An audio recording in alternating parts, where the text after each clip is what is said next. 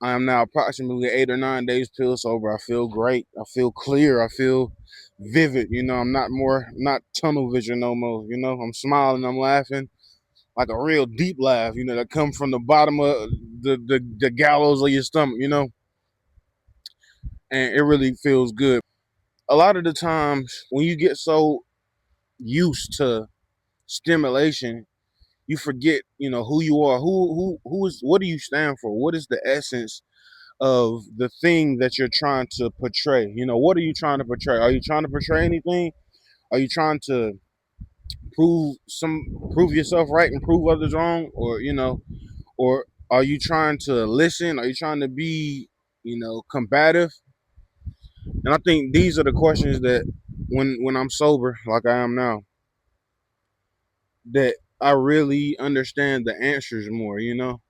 I just got through texting my homie. I said, the things that we need, the things that not the things that we want, but the things that we need is always simple. It's always a clear path to, I guess, salvation.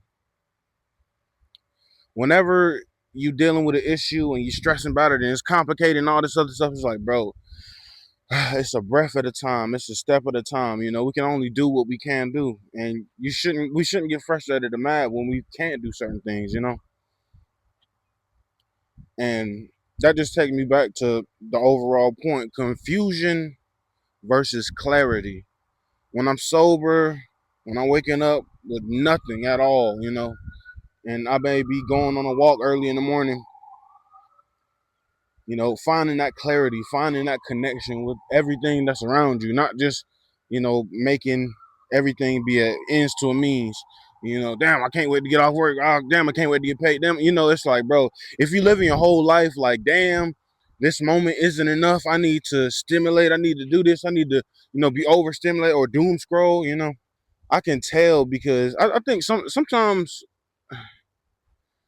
you believe you're your own thoughts, especially when you get high. It's like, because have you ever been around somebody, whether they smoking weed or something, and it's like they just start thinking about something sad or whatever, and they get down in the dumps. It's like they're not even here anymore. Like their mind is on another place. And it's like we can do that shit, especially if you doing shit over and over and over again. If you know that shit has an effect on you, whatever it is, and all drugs have an effect on us, so we shouldn't get too accustomed to doing anything every fucking day, even if it's some prescribed by a doctor.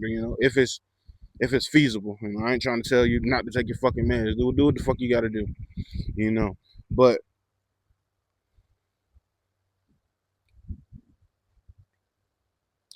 a lot of the times when you just waking up and getting high and getting high and getting high, it's like, bro, you start treating yourself as less important. You stop doing the things that normally and naturally make you feel good, like having a conversation, going even if it's just with yourself, going outside, taking a walk, doing the little things that really add up. Because at the end of the day, you're gonna be happy that you did it. Going on a walk, going on a run, going to the gym, reading a book. What that list goes on and on and on. And whenever we distract ourselves with these substances, we can really get away from that, and then we can really resent ourselves and resent everybody else around it. But we are the cause. We are the cause and the cure, and that's the beautiful thing about life, about free will and all this other stuff. It's like, bro, you can't be a victim no more. And I probably done made probably 9 videos just about victim mentality, just about that alone. It's like, but still, sometimes I can slip back into those old habits, and it's okay because I'm learning to love it. I really do love it. I love the whole process. Trust the process, bro. Not just the game winner moment, not just the fourth quarter. Trust the whole fucking game process, pre-game, putting up shots in the gym where there ain't nobody there, getting to the gym before everybody. Whatever. Trust it. Trust it. Trust the information. Trust the new information that you've been learning, especially if that information has not been proven wrong. And it's not about being right or wrong. It's about doing what works for you and the path of least resistance. That's how you know you living. That's how you know you live. Bro, I used to, whatever. I don't give a fuck about what I used to do. I'm here now, enjoying the moment, grasping it, looking at somebody. grab somebody on their shoulder. Hey, I see you. I'm here for you. You know, no matter what you may be going through or not going through. You know, maybe you just bored. But I heard somebody say the other day, you got to use boredom as a basically as a vehicle. Damn, how did they say it? That was basically saying they don't consider themselves to be bored at all anymore. They find it as an opportunity to, you know, see peace or feel peace, you know, rather than trying to, because boredom is just your mind saying, oh, no, I want to do this, I want to do that, I want to do this, rather than be in the moment, rather than accept what is happening right now, you know. And a lot of shit is easier said than done, but the thing about change is if you truly want it, you truly commit to it, you truly waking up, you know, you truly making the decisions that are good for you, it'll work out and it'll get easier the more you do it. If you're trying to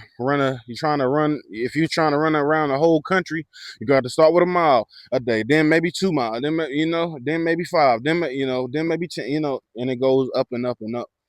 And I just say that to say, man, out of all the things I've ever tried or did and stopped, you know, or you know, always coming back to myself, always giving myself an opportunity to make mistakes, giving myself room. You know, I was thinking about for a while getting the word forgiveness tatted under my eye. I'm probably not gonna get no face tat, but I just wanted to drill it, or I just wanted to drill it in my mind and remind myself just how important forgiveness is. Like truly, bro. Because if you don't forgive yourself, bro, you're gonna be walking around angry, your shoulders tight, your goddamn facial muscles tight, you got whatever. It's just gonna be tense or ready for it. It's like, bro, what are we doing? Like, is that living? You know, always trying to be on defense just in case a motherfucker. It's like if they gonna do it, whatever, it's fine.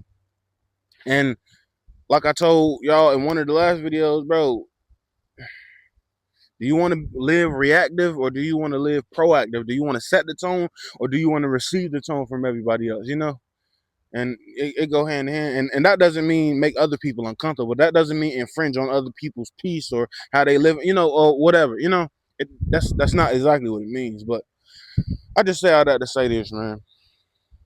Love yourself. Love your brother, love your neighbor, whether they look like you, whether they talk like you, whether y'all got the same history or not, whether y'all love the differences, you know, and laugh at it, you know, as much as possible, as much as possible, and check in with yourself and do everything that you can in your power to